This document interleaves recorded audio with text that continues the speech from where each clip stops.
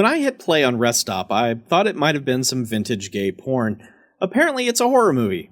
Oh well, I guess I'll keep watching it anyway. The story of Raw Feed, a sub-label of Warner Premiere, which was Warner Brothers' direct-to-video label, seems like it might have been pretty fascinating. Launched in 2006 by an executive producer of 24, a producer of The X-Files, and the co-creator of the Blair Witch Project, the label managed to produce 6 horror movies starting with Rest Stop, and then 2 years later it was defunct.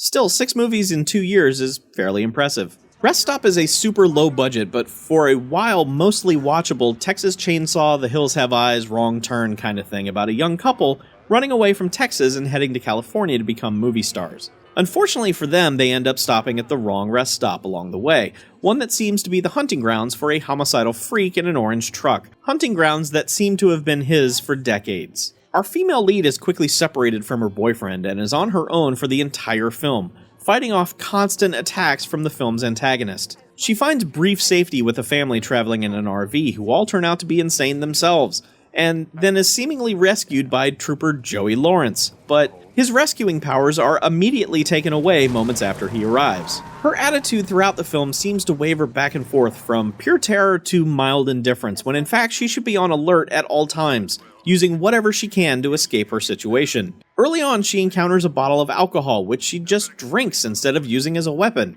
Same goes for a crowbar she gets later, and then Joey's gun for a while after that. Her character isn't written to think, and that's infuriating. I don't know the guy, and I don't mean this about him in everyday life or anything, but when Joey Lawrence arrives on scene, it kinda wrecks any momentum this film had. Not that this was a great film by any stretch, but the subsequent arc his character goes through is meaningless and eats up way too much screen time. And I say it's meaningless for a very specific reason. His character, along with a couple of others over the course of the film, literally vanishes into thin air, like gone, poof, never existed. And then the film just moves on, never to be addressed. As I'm watching this, I'm thinking, is the alcohol she's drinking poisoned? Because if not, none of this makes any goddamn sense. And if it was, that's really fucking stupid. So, there might be an explanation for all that, one which I'll talk about shortly. But overall, right now, I'll just say this. I ran out of patience early with Rest Stop. It's just too much. It's all torture of this poor woman and nothing else. There's a level of authentic cruelty to this that I just cannot stomach right now. I wanted the villain dead after the cold open of the movie. I didn't need 90 more minutes of torture to get there.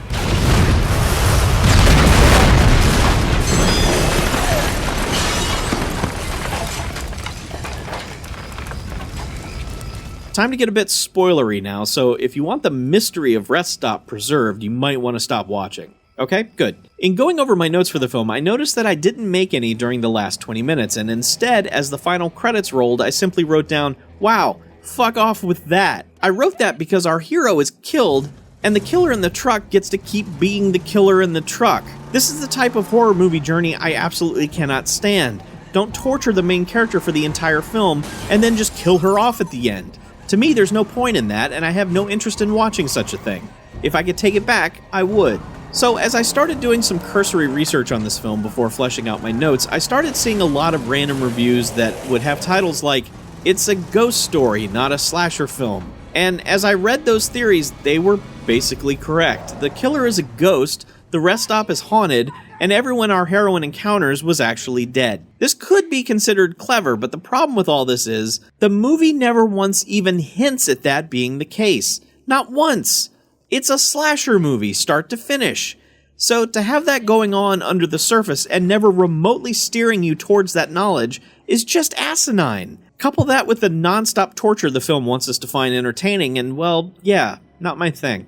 Anyway, later this month I'll cover the 2008 sequel, Rest Stop, Don't Look Back, and further expand on the whole ghost business, which, I got this. You don't have to leave me certain comments in the comments section explaining this. Just stay tuned. You'll see. Hello? I'm a truck.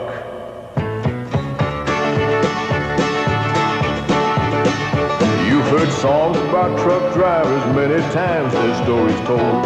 How they pulled out of Pittsburgh for 6 days.